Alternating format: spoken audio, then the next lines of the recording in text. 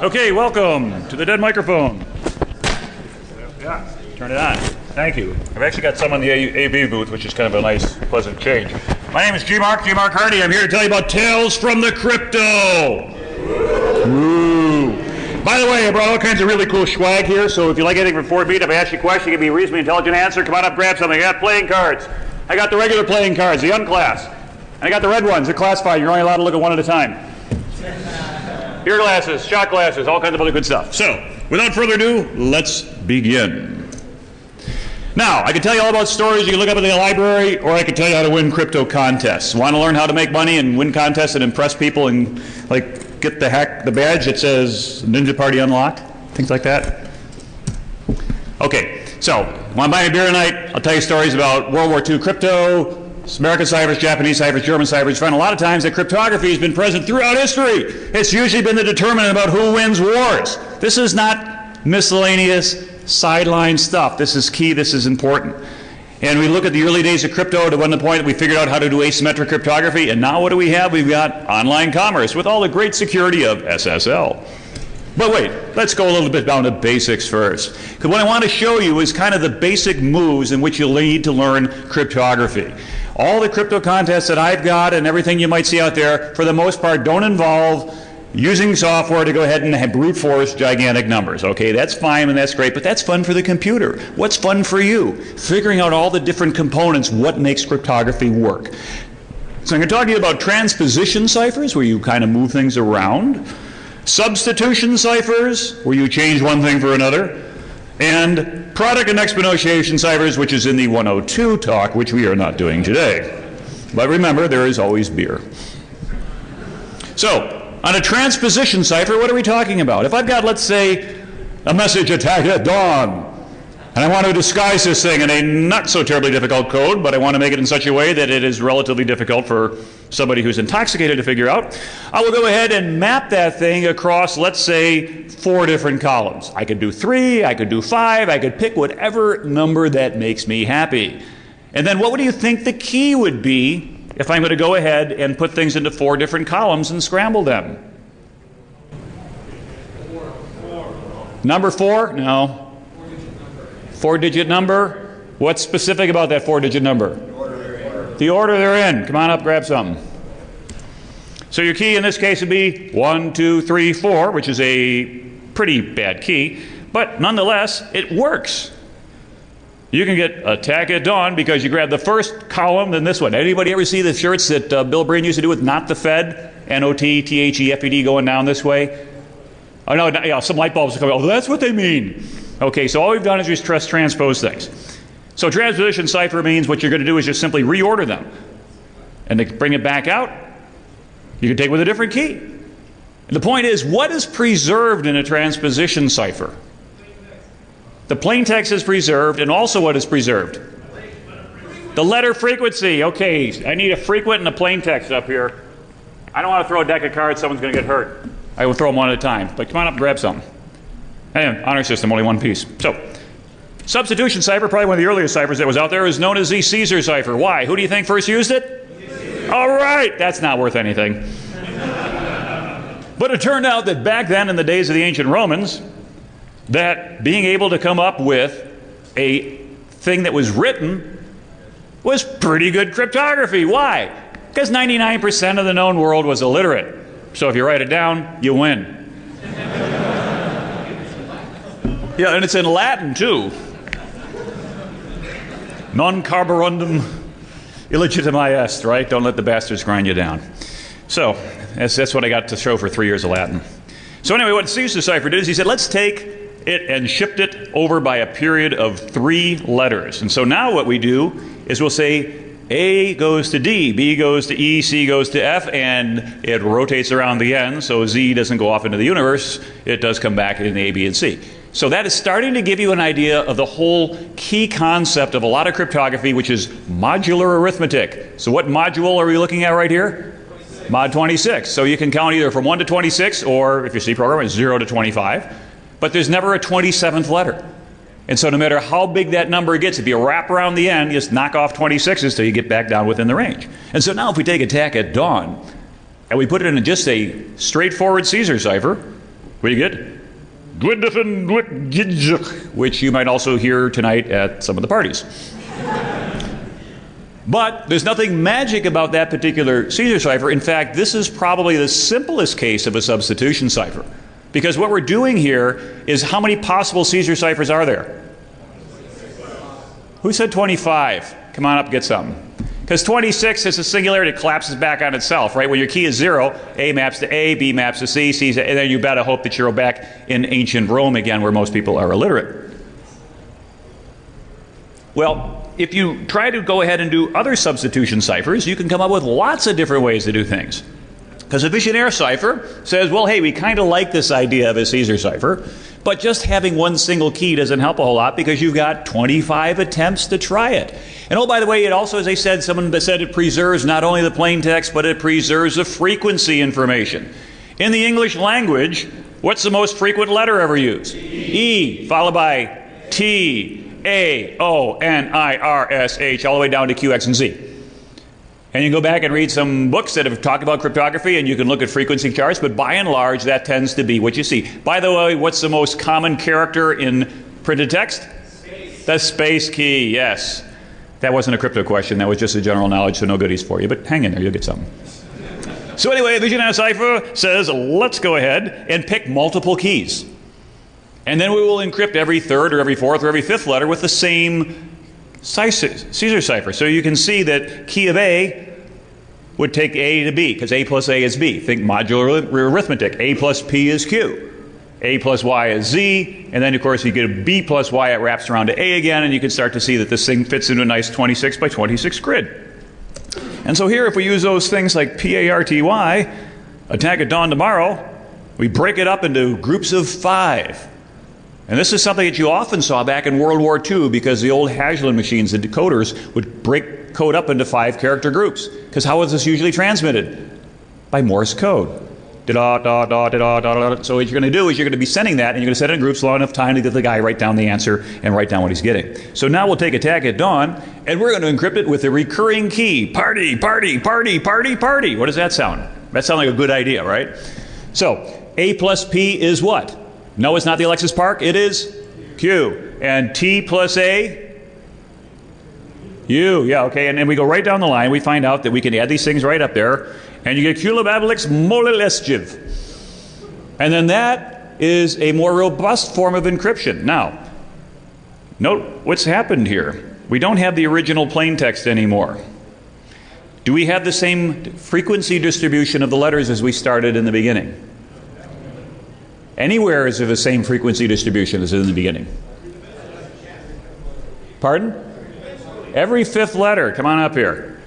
Every fifth letter is going to be encrypted with the same key. So if your message is long enough, you can go ahead and use something smart like saying, wow, let's take every fifth letter and see if I can map it to a histogram of the English language. Looking for the peak at E, then T, then A. Well, it's not going to land on that letter, but you're going to see peaks and valleys.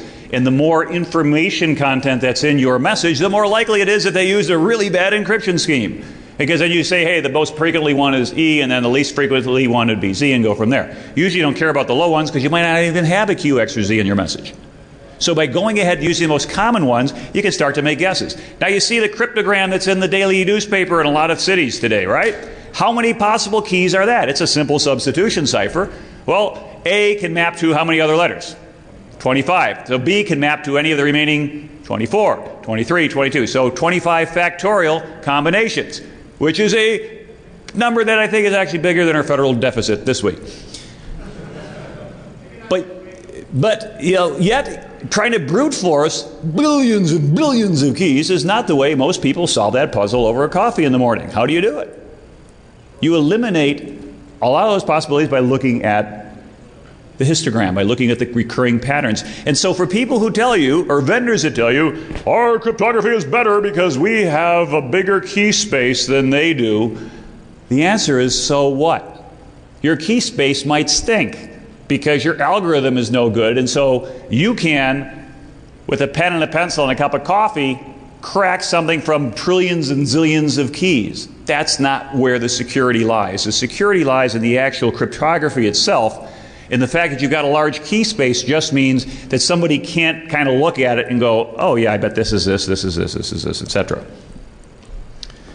There's another cipher. And again, I'm giving you all these basic primitives because you're going to see these things in crypto contests and find ways to make stuff. Who here's won one of my crypto contests before? All right, a couple folks. So you're here on my nickel, right? Coming out here from East Coast? Yes. All right. I give away plane tickets. I fly too much, and so I give away round-trip plane tickets to people who solve my puzzles. Giving out 7 of them, by the way. Southwest, anywhere they fly in the U.S., good for a year. It's best if you use them coming to a hacker conference. Very good. But a Playfair cipher, or sometimes what I call don't cheat. And oh, by the way, anybody go to the Ninja Network party last year? We'll talk about that badge in a minute. You might see something that looks like this. What it involved is taking all 26 letters and putting them into a 25 square grid. Okay, which letter do you think we ought to leave out? Q. Yeah, it happens to be. Some places they'll leave out C, some places leave other things. This is not too different as you see it here from what was called the TAP code. Anybody remember where the TAP code was used? Yep, yeah, the POWs in Vietnam. What happened in Hanoi is that if you're a prisoner, you kept you isolated from all the other prisoners. So you weren't allowed to talk to them, you weren't allowed to communicate with them, they beat you if they found out. Well, pretty quickly they developed a TAP code that apparently the North Vietnamese never quite figured it out. And what it involved is just giving row and column. You're basically setting an index on this particular grid. So if you want to greet somebody like hello, the first one is a 2 down, 3 across, then first row, 5, HE, and then hello and things like that. Pretty basic, but that's sort of one of those encryption things that is just what type would you call that? Substitution, right? You're substituting taps for particular letters. Pretty straightforward. And so in this particular case, if we use the key of Hacker Jeopardy needs more crypto, for example, another cheap plug for Hacker Jeopardy, what we're going to do is we're going to start to populate those letters until we see a repeat, and then we'll skip it because we can't use it more than once, right? And so there's H for hacker, H-A-C-K-E-R. And I thought I had this on automatic, but it's not. Okay, Jeopardy, J. We already used E, so we can't use it again, right? Because E's already up there. So we skip it and go to the O. And then P, A, R, D, Y. And then needs more crypto. And now you're going to find out that you just fill in the rest of the letters at the end. So just about every time a Playfair cipher is going to end in the bottom right corner with a Z, unless there's a Z in your key. And you say, well, is that a weakness? Potentially. Is there a problem here? Well, now that I've got this weird looking grid, how do I use it? What I say with the Playfair cipher is that it's pretty simple. There's only 3 rules. And so what the 3 rules are is that if you have 2 letters that are in the same row, like I'm trying to encrypt R-O, I would just simply say R and O are in the same row, so I go to the right one click, J and P. If I'm trying to encrypt the pair of letters S-T, where do you think it goes? M-Y, it wraps around. All right, so just think of this thing as like a cylinder that wraps back on itself. If I want to encrypt the letter pairs F-I, they go to G-L. And if I want to encrypt the letter pairs like C-E, it would go to K-H. So in a row, it's pretty straightforward. But you're noticing what I'm doing. I'm breaking it up into 2-letter groups. Why? Because when I look on my particular grid, I need to have like a start and an end point. But wait, there's more. What if they're in a column? What if I try to encrypt the letter pair A-N? What do you think the result would be? J-F. Yeah, you just go down one. If I encrypted S-W, S goes to G, W goes to C. See how that works? That's rule 2. And what's the last possibility? If they're not both in the same row or they're not both in the same column, they're in different rows and columns. Is that a problem? Not at all. So if I want to encrypt the letter pair H and S, I just kind of make a little opposite corners. H goes to C, S goes to Y. If I encrypt J and I, it would go J goes over in the same column I is, it becomes a P. I goes back over to J's column, it's an F. Do I ever have to worry about wrapping around when I'm doing something like that? No, I don't. Because it's not going to wrap around. So the wraparound is only going to get you if you're both in the same row or the same column. So it's like an infinite thing here, but the opposite corners work. So with those 3 simple rules, I can now take now is the time for all good men to come to the age of their country, and I'll break it up into 2-letter pairs. Now, here's the problem. If I've got the letter LL at the end for all, what do I do with LL? Where does LL go to? Well, LL goes to, well, LL. It collapses onto itself. Is that a good crypto? No, it's not. So one of the first rules about a Playfair cipher is you can't encrypt a pair of letters that are the same. So what do? You shove a filler in there. How about we put it in a queue? Would that work? Because you're not using it. Well, all right, because then you don't know what to do with it. It won't process through your encryption algorithm. So what do you think we ought to do with it? We'll stick an X in there. Why not? X marks the spot. So you can look at, we've padded the LL at the end and put an X after each one. So now that pair of LL becomes LXLX. So now is the time for all becomes the following. We take that grid, and now the N and the O, if we look at it, there it is. Third row, second column. NO becomes SJ. WI, we look in there and it becomes XG. And as you look at each pair and take a moment to look at the grid, it's pretty straightforward. Well, you can code this thing, or if you had to, you could do it by hand. Seeing as this came from the 19th century, I would say it's a pretty good job that it was done by hand initially. In fact, a lot of these things can be done that way. When I run crypto contests, I found people looking for, hey, I gotta go download something, get a little JavaScript. Do it yourself. Think through it. Don't let somebody else do your thinking for you. The reason being is that as we look at cryptography, it becomes the backbone of a lot of things we do in our society. It's also our protection for privacy and security, but it's based on some real simple moves. Probably the most secure cryptography ever invented by man is what's called the werent cipher, or one-time pad. What do you think one-time pad means? Use it once and throw it away. And so how long do you think the key has to be? The same length as the message. And all I'm going to do is I'm going to XOR them to the bit by bit. So XOR works really nice. 0 exclusive OR 0 is 0. 0 XOR 1 is 1. 1 XOR 0 is 1. And 1 XOR 0 is 0. What mathematical function does XOR look like? Modular addition, but a mathematical operation. That's not something that in 5th grade would know. Pardon? Not division. Can't divide by 0. Well, yeah, but that's not a simple. How about a not equal sign? Okay? Is 0 not equal to 0? No, it's not. 0 being false. Is 0 not equal to 1? Sure, it's not equal. So that's interesting. If we do not equal, if anything is not equal to 0, or if anything is not equal to itself. So if anything is not equal to itself, what collapses what? Onto a string of zeros, right? So if we encrypt a message with the key, and then we re-encrypt the message with the same key, what happens to the key? It goes away, and you get just the message back. That's the not equal sign. And so now if we go ahead and we do some basic 0110 math, there's no carry in exclusive OR, which is great. You don't have to think. You just do one bit at a time. Hardware likes one bit at a time. You don't have to worry about carrying. And so this is very, very fast. And this type of stuff is what you're going to see implemented in hardware most of the time. Now, if you want to encrypt it, by the way, so substitution cipher, one-time pad, you can substitute with or without a one-time pad. But the cool thing about a one-time pad is you use it once and throw it out. Now, banking used to use that back in the 60s and 70s down in South America. But the problem was they were reusing the keys.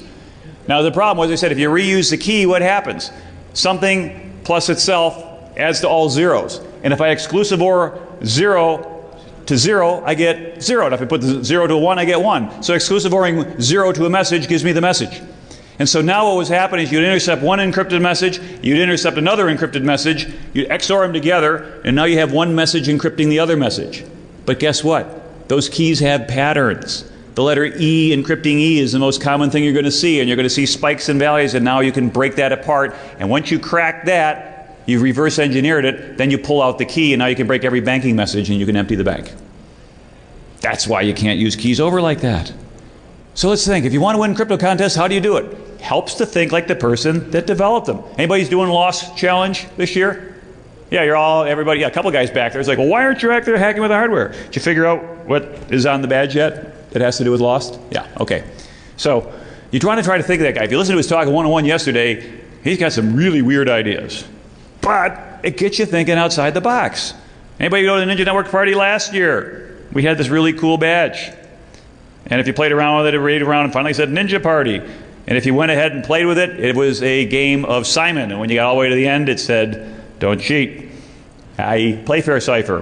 Playfair cipher. Yeah, I want it. And that up there in the substrate was this particular set of paired letters. Looks an awful lot like a Playfair, doesn't it? And now you've kind of eliminated all the other possibilities of what it might be, and you can start cryptanalyzing that and going after it. Playfair, by the way, 676 different combinations. You know, there's a lot of things you got to worry about in some of these big grid things, but you don't have billions of keys. So there's some ways you can come up with some patterns and things like that, and that's what was out there on that particular thing. Okay, so let me tell you about a couple of crypto contests that I gave you, because I got one for this year for DEF CON, and if I give you an idea to get you inside my head, like these folks who already won my contest, you're going to understand a little bit about how these things are put together. All right, so it was just after Mardi Gras a couple years ago. I went down with my wife to New Orleans, and she's a fairly good-looking lady, and so, like, she didn't even have to show anything. They just throw in her piles of beads. Well, she thought, this is great. Well, you know, what am I going to do with beads? I got back to the hotel room, and there's, like, this massive amount of beads. I kept to take, like, making runs to it. So I was like, I want to keep them. Why? Well, I can't throw them out. Yes, dear. So I went across the street to Walgreens, like, 1 in the morning, get this, like, big box, started loading up with beads. Well, it's getting heavy. You figure, what's your weight limit before they start charging you? 50 pounds. So what do you got in a hotel room? Bathroom scale. Put the box in the bathroom scale and weigh it. What's the problem? Box is bigger than the bathroom scale. You can't see the readout. So how do you solve the problem? Think like a hacker. Yeah, weigh yourself, but it's how I did. I figured rather than hold this box trying to look, because then how are you going to see it, right? It's just in front of you. Put the garbage can on the scale, which weighs maybe 1 pound, then put the box on the garbage can. And so I checked in with a 49.5 pound bag, a box. And the lady was saying, you're going to charge extra? Says, weigh it. And she's like, yeah, no, put your hand up. You can't charge me. It's exactly right. And so these things came home. I didn't want to kick them around the house for about 10 years, so I figured, okay, a couple weeks we got ShmooCon coming up. So this is what any normal person would do, right? If you had a whole bunch of beads sitting in your front hall, you'd invent a crypto contest. So I also have friends with too much free time. And so they developed all kinds of like really cool graphics that they were handing things out and posting it on. Hardy Gras, that was fun. She's also into cats. And your beads breaking your ciphers. Pretty cute, okay? So even cats get crypto. So what I did is I took all these beads. I randomly placed these things in the reg packets because Bruce and Heidi are friends. And what we did is I unloaded a bunch of these things. Purple, gold, green, and pink. Well, what's the 3 colors of Mardi Gras? Purple, gold, and green. Where does the pink come from? I'm not sure, but I had a bunch of them. So Lost was helping me with this one. Mouse was out there, okay? And we wore red beads. So we're 4 people wearing red beads. Everybody else had these other different colors. So what do? We had extra strings of red beads because if somebody solved the problem, we give them a red bead. Well, what does that do now? Now the other person who you're competing against now has administrator privilege. They look like a judge. They got a red bead. So you can walk up to somebody who's got red beads on and say, have I got the answer? And they might have the answer, but they could say, no. So you had to work around the social engineer problem. So then I put a whole bunch of messages in the other packets. These are the plain text. Congratulations on your opportunity to join our first ShmooCon Crypto Conundrum, and things like, and you'll obtain an important hint that will assist in solving the first round. What's unusual about that text? Who said that? Come on down, you got some good stuff waiting for you. No letter E. That was a little bit tough, so I couldn't say the word red, so I had to have like a string that is the color of blood. But it turns out, and those are also the same length of text, the plain text didn't have the letter E. The guy from Google who was working on this thing came up to me like on the second day and he said, you are evil.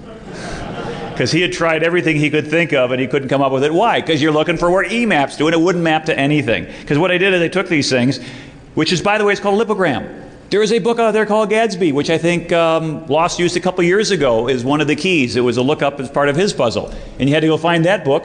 And the entire story of over 50,000 words was written without using the letter E. Imagine that.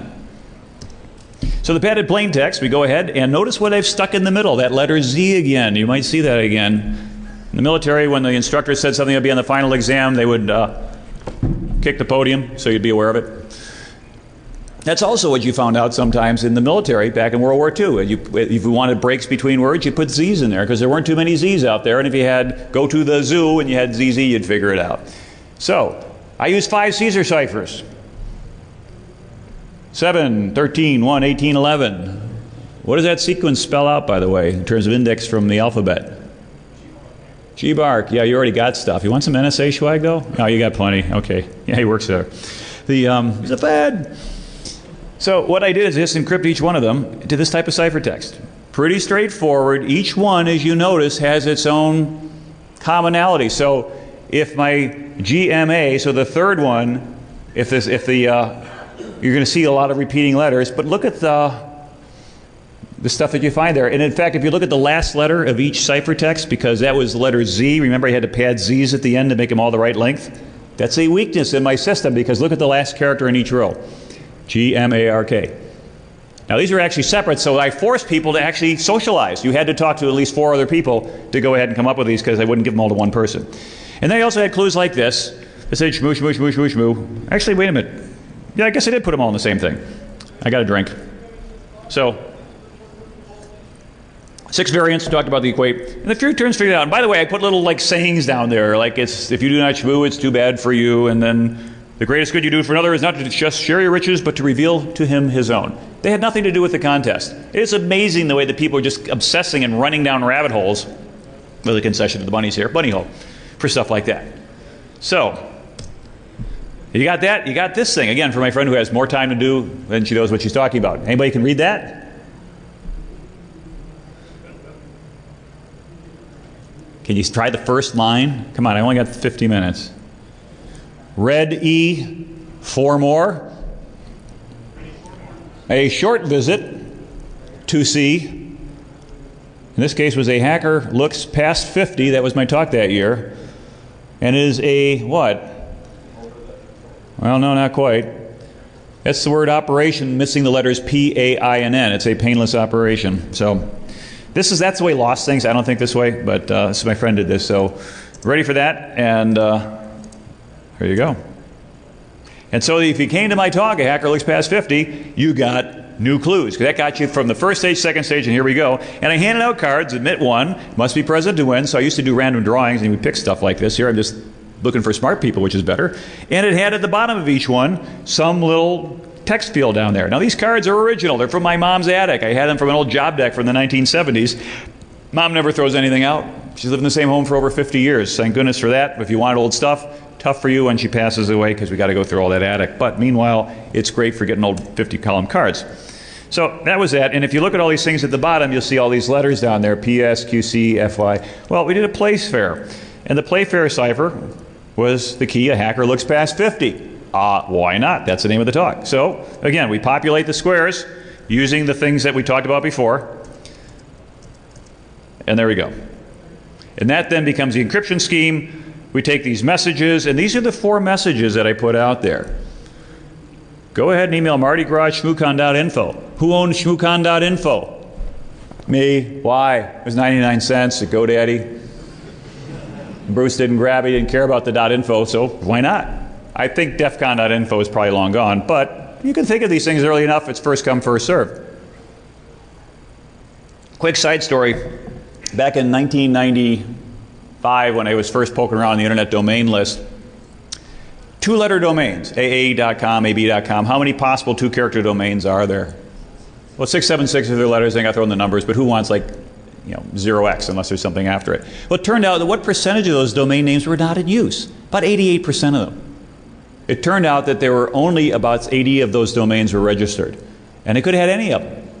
But back then, the ethic that we had was you don't take stuff you don't need. It was like seashells on the seashore. You see one you like, take it. You don't see one you don't like, just leave it. And so we just kind of let them go. So anyway, you can email, go to a website, make a phone call, and then interact with humans, the scariest part of all. We pad that for encryption, squish them down together. Note the presence of a couple X's in there, like Shmoocon on the top row, S-H-M-O-X-O-C-O-N. You only have to worry about the double letter in a Playfair if they happen to be in odd-even positions. Because if they're in even-odd, they stretch across the pair and they won't affect each other. But there was an error that one of the teams made that they discounted the whole thing because they found some letter pairs. Because if you go ahead and you encrypt it with the Playfair cipher, it looks like this, but then you find out there's a bunch of letter pairs. If you're careful, though, you notice that R, R, M, M, I, I, K, K, A, A, they're not part of the same pair. It's the last of one and the first of another. And one team spent half a day, they forgot to even think about Playfair because they assumed, incorrectly, that this is going to be a pair of letters. So you got to count. because you can't have double letters in the same position. In this case, it was kind of deliberate on my part. You notice you throw little curveballs in here just to make it fun. And so if you do each task, here's what happened. If you autoresponder, I had it set up from Mardi Gras shmooconn.info, and you got back an email. Tango Alpha Whiskey, Sierra Alpha Edge Golf, Kilo Golf Mike, India Echo 54. Send another email to the same domain using the numbers you find in the clues. If you get them all and in the right order, the fourth hint will be given to you. I think I've been reading Dr. Seuss recently. If you went to the website, and it turned out that if you went to the first website that I have, you couldn't traverse, shmooconn.info. That was just a subdomain on mine. You couldn't traverse the shmooconn.info. You had to go up to Gmark and back down again. That was a basic web traversal challenge, but it was in there. And hats off to you. You solved puzzle 2, and here's some more information. In the third clue, I was working out in Hawaii at the time in the reserves, and I had an 808 phone number on my cell phone, so I just gave you a voice message. Well, if you took those first 3 together and you added them all together, what you would get is the first 3 rows, and then again go column-wise. The magic words to say to Gmark are "give me white beads." Well, what is this 571428 thing? That was that fourth clue. Here's the fourth piece of 4, so you need to look no more. So wait a minute, this is like a cart before the horse. No, not really, because the first 3 rows had the digits in there. 571428. What's significant about 571428 in that sequence? No, it's not the firing order of a V6. That's 2 extra cylinders. 4 sevens, yes. Come on up, grab something. 142857, 142857. Repeating irrational number, rational number, whatever. It's been a while. So if you get that fourth one, it gave you the last set of stuff. Go for it. Did you find this with ease or use the force of a brute? Why? Because you could brute force all 6-digit combinations, right? And eventually you'd get an autoresponder after you got hammered for this poor website. And so you got the information. So if someone came up to me and said, "Give me white beads," you got white beads. Well, the first team to do that, I got a call from a guy who says, "Hey, we solved your puzzle. Could you give me white beads?" They say, "Great, come on, meet me in the lobby." And 4 people come down. Anybody here? No, they're off doing lost puzzle again. So Zachary, Jolly, and Matt had all solved this thing, and they said, "Now I'm up this creek," because I was going to give one winner one round-trip ticket, but 4 people won. So what should I do? What would you do? Give them all. Why not? So I gave them all to it. And then they spent their time then, like this year, trying to solve lost puzzle. So we're sitting there at the closing ceremony, and Jolly's saying, like, "Any hints?" I said, "Yeah, start saving your money for next year because you're not going to get a free ticket." And I was going to say, by the way, that 2008 DEF CON puzzle remains unsolved because I had a DEF CON puzzle that was like this. Those are the cards I gave out. Except there's a rather smart person in here who solved it. There you are. You don't have to identify yourself if you don't want to, but you could. You want to stand up? Somebody else wanted to stand up, right? Going? Going? You don't have to do this anymore? Somebody else. Oh, nope, somebody else did not get it. Oh, wait a minute. I'm going to let you finish, Gmark, but I just got to say that Dan Kaminsky had one of the best talks of all time.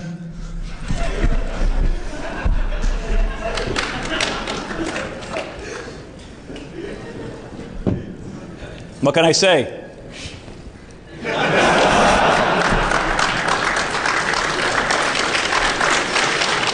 All right, I think somebody just advanced one around the scavenger hunt. So anyway, this fine gentleman went ahead and solved that thing, so he's out here on my dime as well. And so you can create your own crypto, but be careful. It's like packing a parachute. Unless you know what you're doing, you can really screw it up. One of my first jobs, when I started my business in 1988, National Security Corporation sounded like a pretty cool name. Why? I wanted to go work for the National Security Agency, if you heard my previous talks, and found out that in the Navy, I couldn't convince the detailer to send me there. They said, the Navy has no need for computer security. You need to go back out to sea. This is true. It's 1984. So I was like, well, what do? I want to do this. I want to do that. So I left active duty, went to the reserves, and then decided to go ahead and do security on the outside. Why? Because I went to the Fort Meade. After 3 years, I have to go look for a job. So I couldn't work for the National Security Agency, so I started National Security Corporation. So first company I had, they had some crypto. And they encrypted a whole big database of corporations around America with credit histories. I can't mention their client name even today. And they said we're going to have this newfangled invention in the late 80s called a CD-ROM. So instead of printing up directories, we're going to put on a CD, but we don't want anybody just exporting the entire database and then creating mailing lists and then doing stuff. Because what they used to do, seriously, back in the 80s, is every year this thing would come out, and people would hire a boiler room full of people just bang, bang, bang, bang, and retype that stuff in there. They didn't have scanners. So they want to do this. I said, okay, fine. Well, we're going to hire you. We're going to give you 80 hours to go ahead and prove that our crypto's good. Well, what are you going to do? We'll just give you a sample of it. Well, I took it home, cracked it, came back in, was supposed to meet with the boss, But the guy hired me, and his boss and his boss's boss there. And it's like, oh, gee whiz. I cracked the crypto, and now I just embarrassed my client. And he had a pretty good recovery. He said, oh, Mr. Big, don't worry about it. We were just checking this young man out to make sure that he was actually pretty good. So it turned out that he was using the decoy cryptography and he did very well. So he's going to solve now the real crypto. And by the way, kid, you don't get any more time. So in the remaining 40 hours, I cracked the other crypto. And I assembled a mailing list, which is their greatest nightmare. And I presented that to them. And I said, you really should use something called the data encryption standard, because back then it was only, it was the thing to use. And then they were like, well, yeah, we're going to do that. But, oh, by the way, you just embarrassed me a second time before my boss, so we'll figure it out ourselves. So I went back there a little bit later, like a month later, trying to do a sales call. It's like, well, how's it going? Oh, yeah, we got this code. We're implementing it. It says, great, where are you storing the key? We figured that out. We got like a 4,000 character block, and we just stored it in there somewhere. No one's going to find it. I said, you ever hear anything about bit parity? Because DES keys have that parity bit in there, so I have to look for 8 bytes in a row with the same parity, with the odds of that are what, 1 and 2 to the 8th? 256, there's 4K, so how many times did that go in there? 4, 8, 12, 16, expected value 8. 8 tries, I'll crack your crypto every time. Sure you don't want some help? No, we got it. So best I know, they're still doing that. So ShmooCon last year, went over to Bruce and Heidi's house, and if you went to there, I don't know, anybody do the East Coast trips? East Coast, all right. Yeah, I got my goon, so that's good. So anyway, put Morse code on the rim of each of the badges, as well as a barcode, because it was like a barcode contest. Because the year before, someone brought in a badge, and they put barcode on it, and someone thought that would be cool. And so they figured, why don't we do all these barcodes? And so everything had a barcode. But the problem is, because it was printed at an angle, and it's a digital image, guess what happened to the barcodes? And most of the really high-res scanners wouldn't figure it out. If you had a low-res scanner, it scanned very nicely. But if you cracked the Morse code, and that little red X, by the way, I made a mistake. Nobody caught it, but I did eventually, but it was too late. The badges got printed. Actually, somebody did catch that. This was the left border, that was the right border, and that's the barcode. Who is here good at reading barcodes? What does that first barcode say?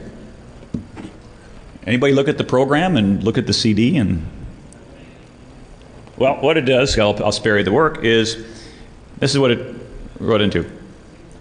So you had left border was Mooseltoe, and then Moosel Defense, and Chocolate Moose, and Mousketeers, and Room with a Moose, and Be Anonymous, Moosey Fate, and Moose Nugget. And these barcodes, well, the first column looks like what?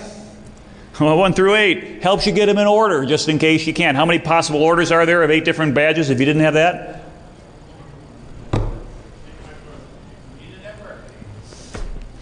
How many possible ways can you arrange 8 things?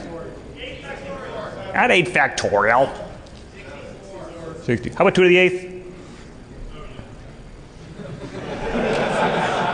No schwag for you. And these things are actually legitimate checksums from the barcode. But what's stuff in the middle? What's this 1, 1, 2, 3, 5, 8, 1, 3, 2, 1? What does that look like? Fibonacci. So many people said that I don't have enough schwag for you. So, somebody raise hands. I'll throw it in the general direction. If your hand's not up, don't keep it. All right. Fibonacci sequence. What's unique about the Fibonacci sequence? For those who didn't study math or were asleep in it. Well, 1 plus 1 is 2, plus 1 is 3, plus 2 is 5, plus 3 is 8, plus 5 and 8 are 13, 8 and 13 are 21, and so on. It builds up, and there's lots of different things you can do with that. But it tells you something, that there ought to be something going on in there. So if you look at the table of values that I created, and we just go ahead and we transcribe all 8 badges. Again, note the common element. You got to socialize here. You have to roll around, look at other people's badges. And you get people coming in staring at your chest, and it's like, are you looking at my badge or what? Well, okay. And you end up with all these different combinations. But what's the stuff on the right? Well, it's just padding, right? Doesn't matter. Well, look, there's Gmark. But guess who else showed up in here? That was not planned, honestly. That just that came up, and it's like, oh, wow, this is pretty neat. It's a sign. It's a great puzzle. And yeah, so that he appeared in the middle of my crypto puzzle on column 13. So what we had at the end is like the telomeres. What's a telomere? End of your DNA. That's all the stuff that when the telomere starts to unravel, because it's like the padding at the end, it's a slack space in your file. Telomere is gone, what happens? You, well, not die immediately. You start to reproduce your cells incorrectly. They turn into cancer cells. They get big, and then you die. So if you keep your telomeres long, you can live a lot longer. That's the current theory.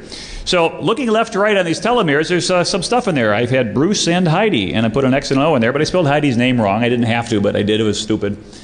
And so then there's things that are left. How many letters are left? Who's good at counting?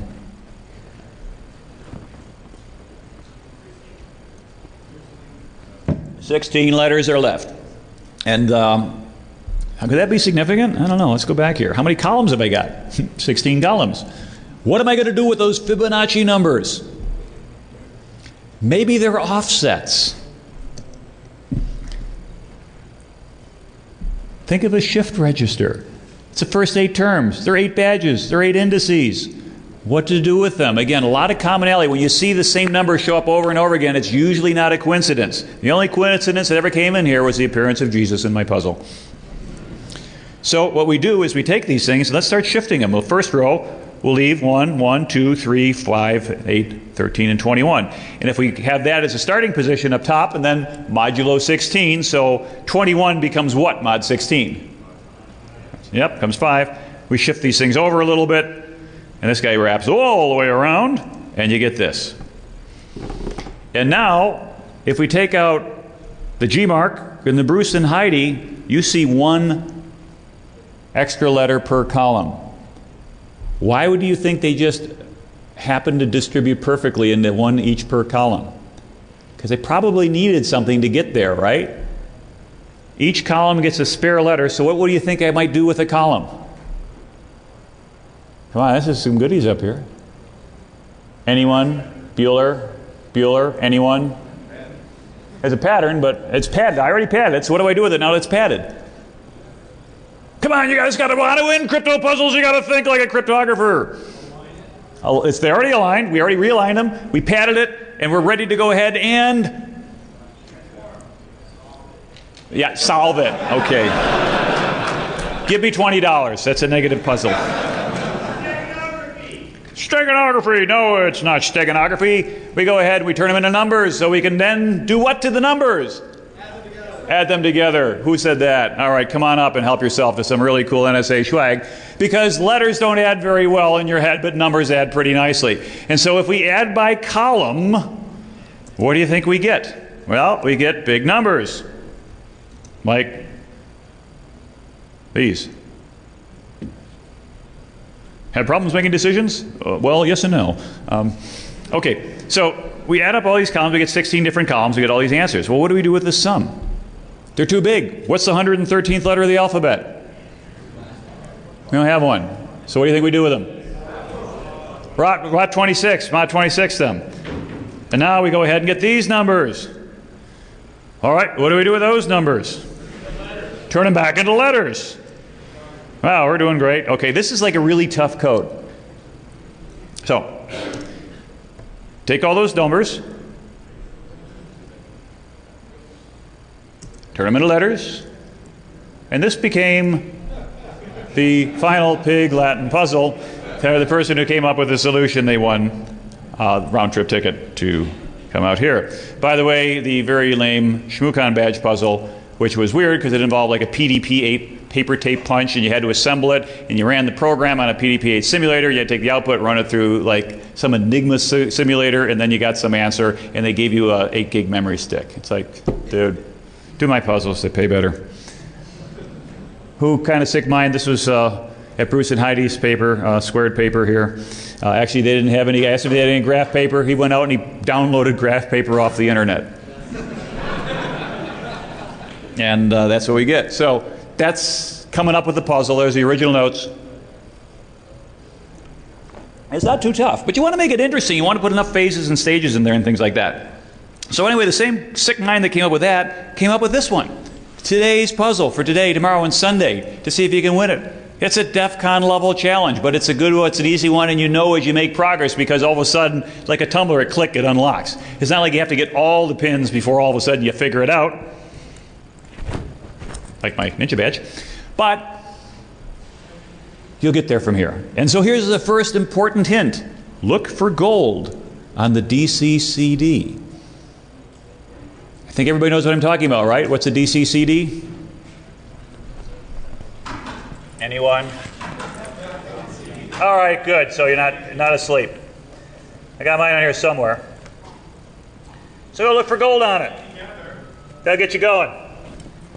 Now, of course, you don't have a laptop. That's a little bit of a tough puzzle, but anyway, I'm sure you could borrow one. Don't they have the hotel, the little lobby where you can go ahead and use your computer to book things like that? They don't really care if you put a DEF CON CD in there. But what I am doing is I'm going to go ahead and start posting clues on Twitter. So G_Mark. By the way, if anybody can get the guy in Japan who owns Gmark to give me his Twitter account without getting me in legal trouble, let me know. I'll be very thankful for it. But there's some guy who just keeps tweeting over there, and he doesn't want to swap out accounts. But follow me at G_Mark, and I'll go ahead and give you clues for this. Qualcomm, anybody go to that? Up in Rhode Island. I didn't go to it. I couldn't make it. I was triple booked that weekend, so I came with a puzzle for him. Figure Rhode Island, a lot of water, nautical flags, Navy guys. Navy puzzle! Anybody know read signs, read flags? That major diagonal, left to right on the left. What do you think that spells? Take a guess. No, it's 9 letters long on the diagonal. Drink. Q-U-A-H-O-G-C-O-N. Qualcomm, around here and around there. And on the back page of the program, you had all those different flags. Well, what am I going to do with the stuff on the left? How does that help solve the thing on the right? Okay, I turn the flags into letters, and then what do I do? Turn them into numbers, and then what do I do? Don't add them because I got a lot of blank spaces. Don't you ever read the paper? What do you do with the 9x9 grid when you've got some spaces with numbers and some don't have numbers? Oh, wow, how about that? Then what happens if you think you add those two together? You get a message. See, it's pretty easy. By the way, nobody got it at the con. Somebody had to solve it. They raced against David home. Where are you? Over there. Yeah. This guy sitting home said, it took me an extra hour. I had to go feed the baby. It's like, lame, but he got it. So these things are a lot of fun. ShmooCon this year, here's what we did. Lots of badges. Anybody went to ShmooCon? You saw these 4 tuples of numbers. Up to 6 decimal points, integer. What do you think these might be? How often do you see numbers to 6 decimal points? What do you think that might be? Coordinates, right. What kind of coordinates? Yeah, Latin long, GPS. So you take that. What about the next one? 345, 114. What could those possibly be? It could be area codes, but 114 is not an area code, so drink. Could be flight number, room number. Could also be what? Direction, yeah, exactly. A compass direction. The last one is, the distance in miles, nautical miles. Oop, fell off the end of the map here. And so it turns out that if you go ahead and you take all these things and you look at the Latin long, you happen to find, doing Google Maps, an airport at each of those locations. And if you travel in the direction and speed from that to the next airport, it takes you to the next airport, so it helps you get them in the right order. And if you look at the 3-letter airport codes, and you string it all together, it makes a message. And so you win. So you don't have to go yet because we got 2 more minutes, and it'll get you out of here on time. So anyway, I'm going to be here. I'll answer questions for you for the next couple minutes. Got ready for the next one, but I want to thank you for Tales for the Crypto. Go follow me at G_Mark. Basic maneuvers are all here. Look for gold on the DCCD and go ahead and win some of my plane tickets, just like you can win Ben Stein's money. Thank you very much. Hope you have a great time.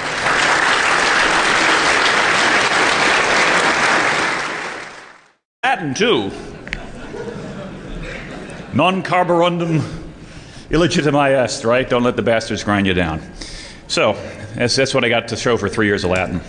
So anyway, what Caesar Cipher did is he said, let's take it and shift it over by a period of 3 letters. And so now what we do is we'll say A goes to D, B goes to E, C goes to F, and it rotates around the end, so Z doesn't go off into the universe. It does come back in A, B, and C.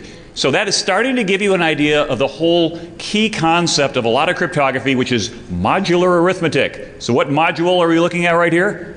Mod 26. So you can count either from 1 to 26, or if you're C programmer, it's 0 to 25. But there's never a 27th letter. And so no matter how big that number gets, if you wrap around the end, you just knock off 26s till you get back down within the range. And so now if we take a tack at dawn, and we put it in just a straightforward Caesar cipher, what do you get? Which you might also hear tonight at some of the parties. But there's nothing magic about that particular Caesar cipher. In fact, this is probably the simplest case of a substitution cipher. Because what we're doing here is how many possible Caesar ciphers are there? Who said 25? Come on up, get something. Because 26 is the lead to learn cryptography.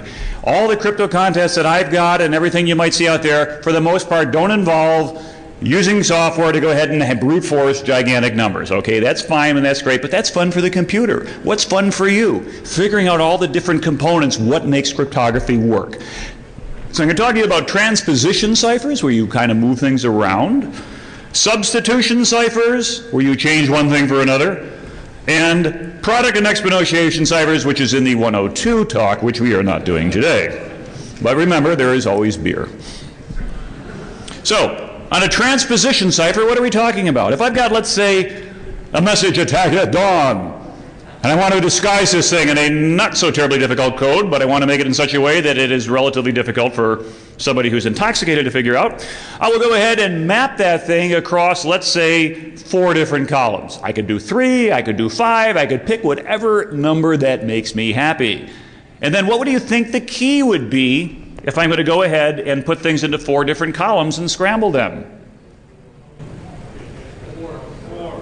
Number 4? No. 4-digit number? What's specific about that 4-digit number? The order they're in. Come on up, grab something. So your key in this case would be 1, 2, 3, 4, which is a pretty bad key, but nonetheless, it works. You can get attack at dawn because you grab the first column, then this one. Anybody ever see the shirts that Bill Breen used to do with not the Fed? N-O-T-T-H-E-F-E-D going down this way? Oh, no, yeah, some light bulbs are coming. Oh, that's what they mean. Okay, so all we've done is just transpose things. So transposition cipher means what you're going to do is just simply reorder them. And to bring it back out, you can take it with a different key. And the point is, what is preserved in a transposition cipher? The plain text is preserved, and also what is preserved? The letter frequency. Okay, I need a frequent and a plain text up here. I don't want to throw a deck of cards, someone's going to get hurt. I will throw them one at a time, but come on up and grab some. And honor system, only one piece. So, substitution cipher, probably one of the earliest ciphers that was out there, is known as the Caesar cipher. Why? Who do you think first used it? Caesar. All right, that's not worth anything. But it turned out that back then, in the days of the ancient Romans, that being able to come up with a thing that was written was pretty good cryptography. Why? Because 99% of the known world was illiterate. So if you write it down, you win. Yeah, and it's in less singularity, it collapses back on itself, right? When your key is 0, A maps to A, B maps to C, C, and then you better hope that you're back in ancient Rome again, where most people are illiterate.